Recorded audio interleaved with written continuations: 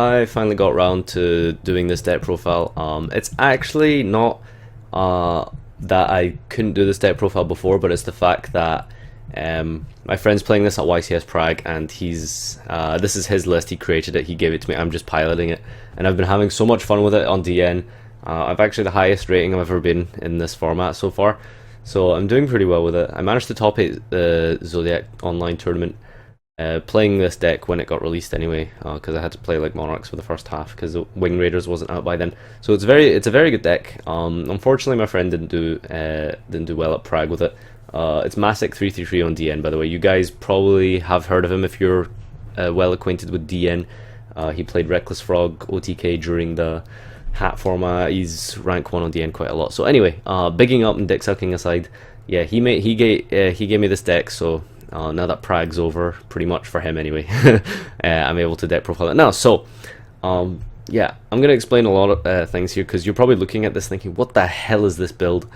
Like, how does this even work? But it does work, trust me. Like, it seems strange, but you just kind of like have to actually try it out, and and you kind of start seeing how it works. So I'll go into each thing. I don't know if I want to I'll probably talk about the cards as I go through rather than read out all the cards and explain the theory afterwards like I usually, because there's a lot in this. So 3 Cloak. Those of you who don't know what this does, it's Rota. Banish it from the graveyard, search a card. It can also boost the attack and defense of a card you control by 800.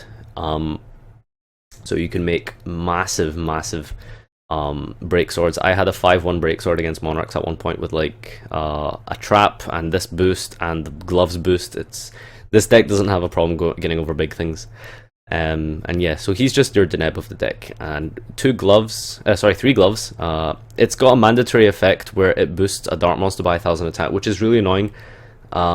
Because you want to be able to control it sometimes, because you're going to pop break sword to bring back this and something else to make like a Thanatos that's 3/3. And a Thanatos that's unaffected by monster effects is very, very annoying to deal with for a lot of decks. But I'll get into that afterwards. But basically what this guy does is you banish it and it's Foolish Burial for any of your Phantom Knight cards. So you can send the traps as well, which do things in the graveyards. I'll explain that as well. But a lot of the time, you'll send like another Phantom Knight. So you can send Boots or send this guy to search another guy, etc, etc. And 3 Silent Boots. This is basically... I can't think of a card that does it, but basically if you control a Phantom Knight, you special summon it from your hand. It's an inherent summon, so they can't like chain maxi or something to it, etc, etc. And basically when you can banish them from the graveyard, they all have a banish effect in the graveyard, so instead of searching monsters, this card searches spells and traps. I know this cloak says it can search any Phantom Knight card, but all the Phantom Knight traps say Phantom Knight. This guy says search the Phantom Knights, and only the monsters have the Phantom Knights in their name, so don't cheat like I did at one point. Didn't mean it, obviously. 3 Silent Boots to search out your 3 Fiendish Chain, Fog Blade, that's your Fiendish Chain. Search out your sword and search out your wing. Sword and wing, I'll get into it later. Onto the spells. DDR, 2 different dimension reincarnation. Yep, you can just, because you're banishing constantly and you play so few monsters, you rely on your traps a lot.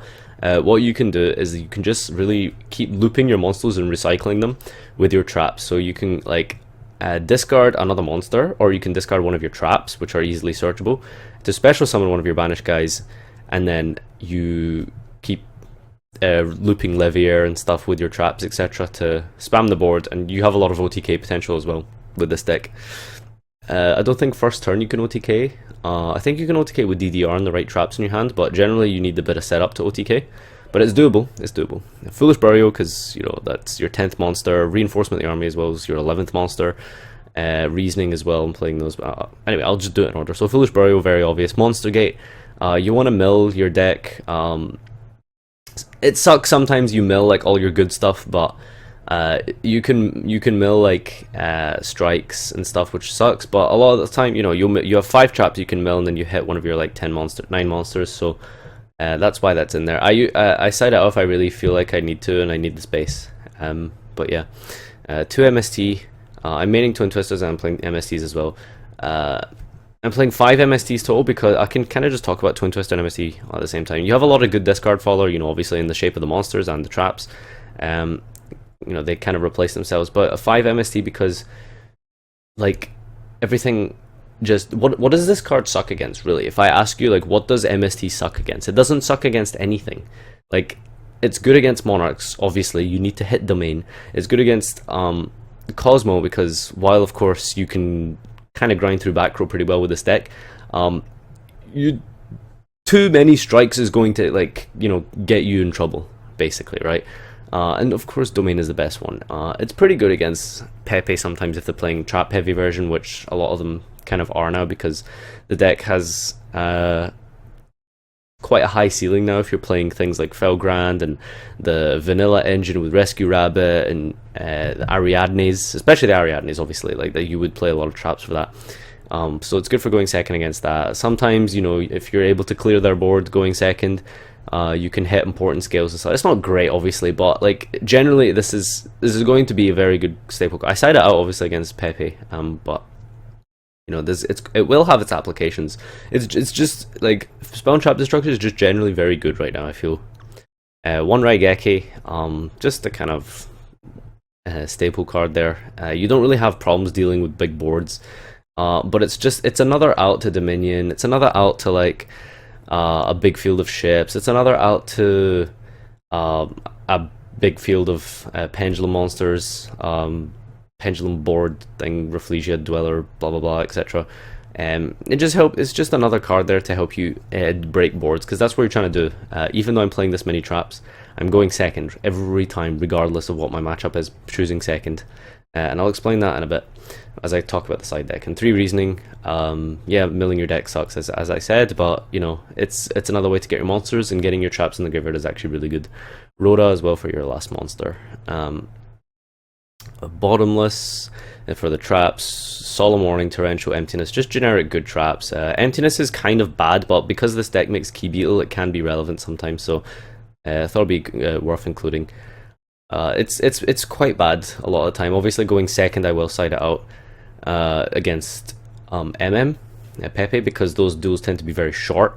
But against like Cosmo and Monarchs, no, actually I side it against Monarchs as well, obviously. But against Cosmo, it's good as well, because of the fact that you can. The games just last longer, so it will come up. Whereas against like I keep calling it I'm just going to call it Pendulums. Against Pendulums, like the games are too short to get any value out of Emptiness, because like, you know, once you break the board, you should win, and if you can't break the board, you should lose. So there's no really any application to Emptiness in that situation. It's okay against Monarchs. I side it out along with. I don't think I side out too often against Monarchs. It can be good, it can be bad.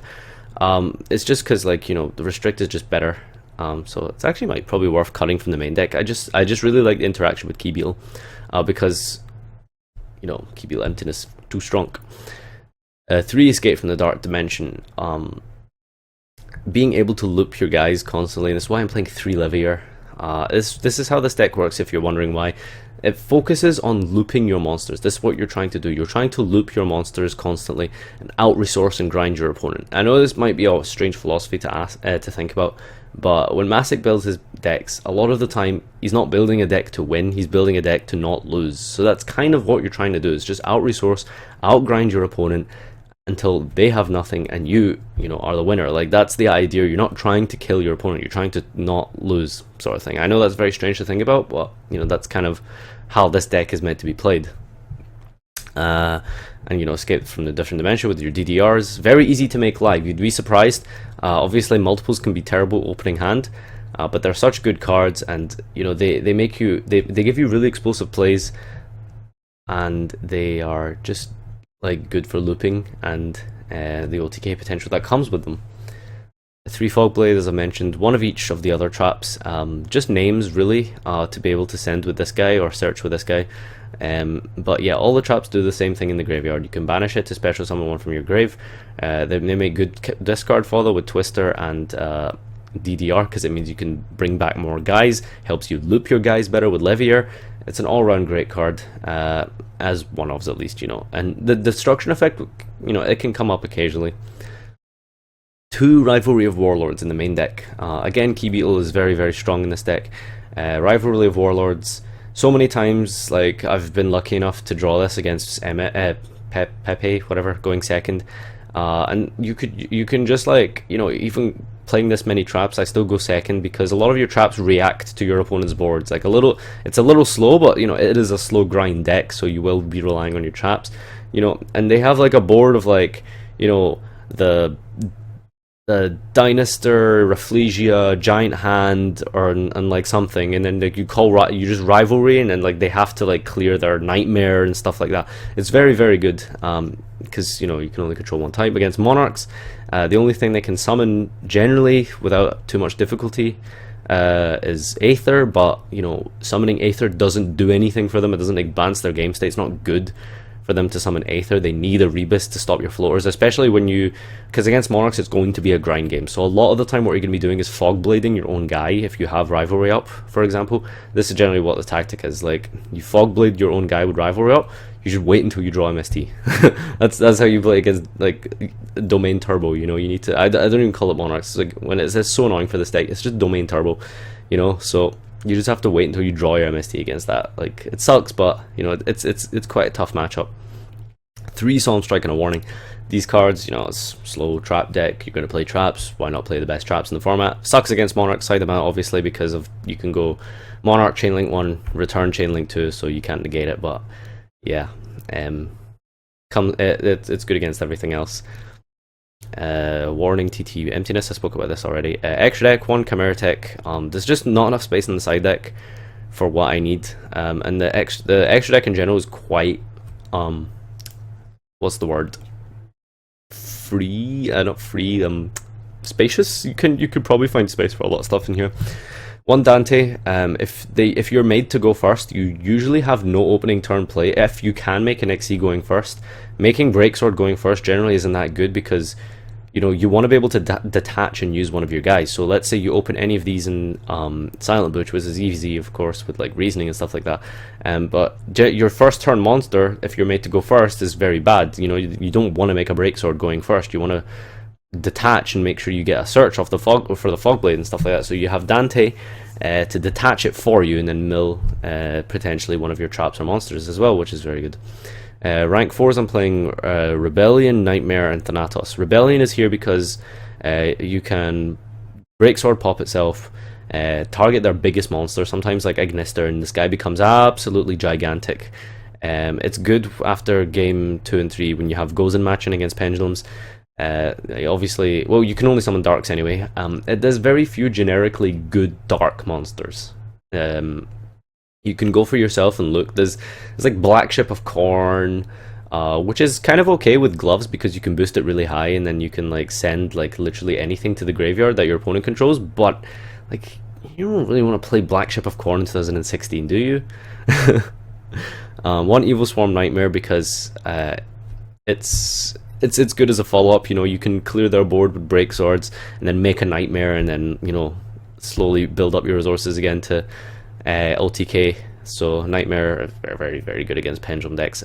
It doesn't come up that often, but like I just feel like there is space for it. You know, there's nothing in here that I particularly think like, you know, that I miss. Like I really wanted to include this guy here because sometimes it comes up where you can OTK with a 4K Rongo. But I just feel like if you're gonna OTK, you know, Dark Rebellion kind of does that sort of. So like, it's, I don't know, I'm not sure, but yeah. Thanatos, absolutely amazing. It doesn't come up as much as I thought it did, but if you make this with the gloves boost against Pendulums, they like have no out. Like they can't out this guy. They actually cannot out a Thanatos with Pendulum with a gloves boost. You know, like the only way they can deal with monsters is by like castelling them, ignistering them, and stuff like that, and like unaffected by monster effects. You know, and it's like 3/3/5. Oh, too big, too big. 3 Levier.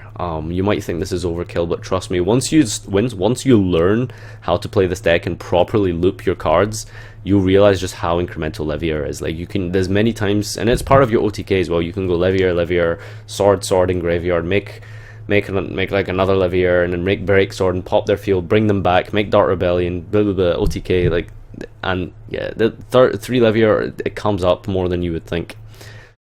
one Nightmare Shark for generic like grind game stuff. It comes down to a real grind against Monarchs and Cosmo. It really I've had games against Monarch where it's come down to deck out. It's a real grind game, and Nightmare Shark helps you put damage in when you're going to be going into time events and stuff like that. And it's good against Cosmo, especially because that's going to be another grind game. Key Beetle for your floodgates and stuff like that. 2 F-Zero. It comes up a lot against Cosmo, and making 2 F-Zero is a lot easier than you think. And F-Zero is hard enough for Cosmo to out, never mind 2 of them. So yeah. And the 3 Breaksword staple. I would play like 4 if I could, honestly, it's that good. Side deck, 3 Cyber Dragon Core. It's especially cool when you're reasoning it and they're like, oh, okay, whoops. 2 Dark Hole. So I should probably go over this like per matchup. So against Cosmo, I put in 3 Core and the 2 Chimera Tech. And against Cosmo, I'd probably take out something like a Monster Gate. Setting out against Cosmo is pretty tough. 1 Monster Gate, 1 Escape from the Dark Dimension, and maybe like a Strike, perhaps. So against Cosmo, like you just need these 3 cards because the main deck itself is generally pretty good against Cosmo. You have your rivalries. The Fog Blades are obviously not that great, so you could probably side one of those out as well. But generally, your deck should kind of beat Cosmo. You're just kind of dealing with their back row. You just need to push through those annoying strikes, and once you've got that, like you just make F-Zero. Like it's that easy to beat them, honestly. And rivalry doesn't hurt you either way because like everything you have is a warrior. Like F-Zero is a warrior. Yeah. And the Chimera Techs, obviously, I would take out like Nightmare and like something random like Nightmare and maybe Dante, I guess, because they're probably gonna go first anyway. So Dante's only really good going first. So yeah, that's what you take out with the Chimera Techs. Don't forget, of course, you make Leviars really good, so you can recycle this if need be. And then yeah, so for our Monarch side, we have 2 Dark Hole and 2 Restrict, taken out for the 3 Warnings and an Emptiness. Or if you see March game 1, a lot of Monarch players aren't playing March, but if they do have March, you'd probably take out 1 Fogblade. So the 3 strikes and either Fogblade or Emptiness for Monarch. So you put in 2 Restricts and 2 Dark Hole. 2 Dark Hole just acts as another Dominion out, and it's generically good when they have like they might have Fiends up, like Majesties hurts this deck quite a lot. If you don't manage to get to your Fogblade early enough to search it, of course. And outing the guy is really important, and outing Dominion is very important. And of course, Kibio Restrict, like they shouldn't have an out for this at all. Like they should not have an out for Kibio Restrict game 2 and 3 unless they're playing like Trap Heater, which I have seen them do, but you never know. And finally, our Pendulum side is 3 Goes in Match and 3 Needle Sealing. Needle Sealing also comes in against Mermail sometimes, but against the Pendulums, I take out Emptiness, 2 MST, and 3 Twin Twister, and that leaves me with 23 traps going second. Again, always going second against Pendulums, and you're probably thinking that is absolutely overkill. Why would you do that? Like I said, like oh wait, sorry, I put Dark Holes in as well for 1 Escape and I think Warning, because Warning isn't that good going second, but Strike's kind of okay with a thingy. With the monster effects as well, obviously. So 2 Dark Holes as well for breaking the board. Yeah, so you have 3 board wipes and you have 3 Needle Sealing, 3 Goes a match. Like you're going to draw 1 of your board wipes. I count these as board wipes because like unless obviously you get like end phase like Twin Twisted or Decreed or something, which I don't know if that's really a thing, but if it is a thing, you probably lose anyway. But like Goes in Match acts as a board wipe. I take out the rivalries as well, if need be. No, I always take out the rivalries and I keep in like 1 or 2 Twin Twisters, depending on if they have trap heavy Pendulum or not. It just depends on what kind of Pendulum you're playing against. But the Goes in Match, it does act as a board wipe because they have like Magister, I think, is a wind, Ignister is a fire, Nightmare is a dark, Dweller is a water, Dinosaur is a water, like a lot of them are dragons, so rivalry isn't that good because you know they can still ignister you. So that's why rivalry comes out, because they can still make dragons. But goes in match, like they can't make ignister because it's fire. They can't, like, if they dweller you turn one, you know, they're going to have is a dweller and nothing else. Like maybe Dynastar, you know, so they're not gonna have like OTK stuff potential. You know, they're just gonna be poking with a dweller, which you can deal with. And of course, 3 needle sealing, like that's pretty much a dark hole in a Raigeki in and of itself. Obviously not the same thing, but you know, like they usually set up a board of like 2 or 3 XE monsters, and then on your turn, you know, they think like, okay, I need to game him.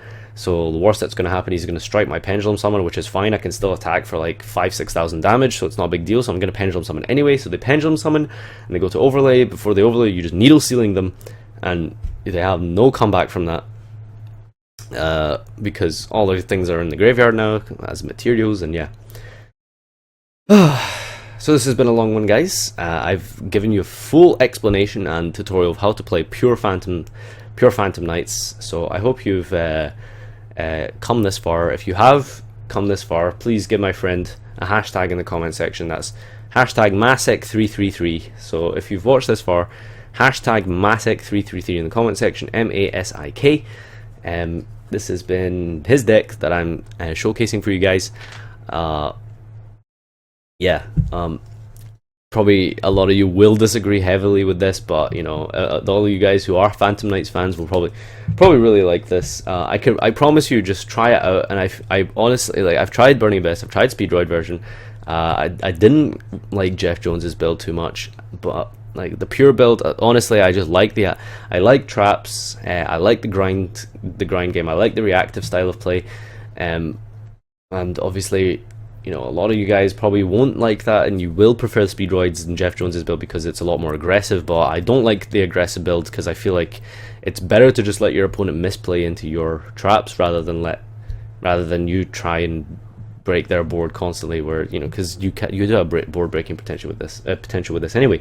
So as I've said, I hope you've enjoyed this little segment of mine. I know it's been very long, so like I said, if you have watched this far, hashtag Masek333 in the description, and yeah, I shall see you guys later. So foolish.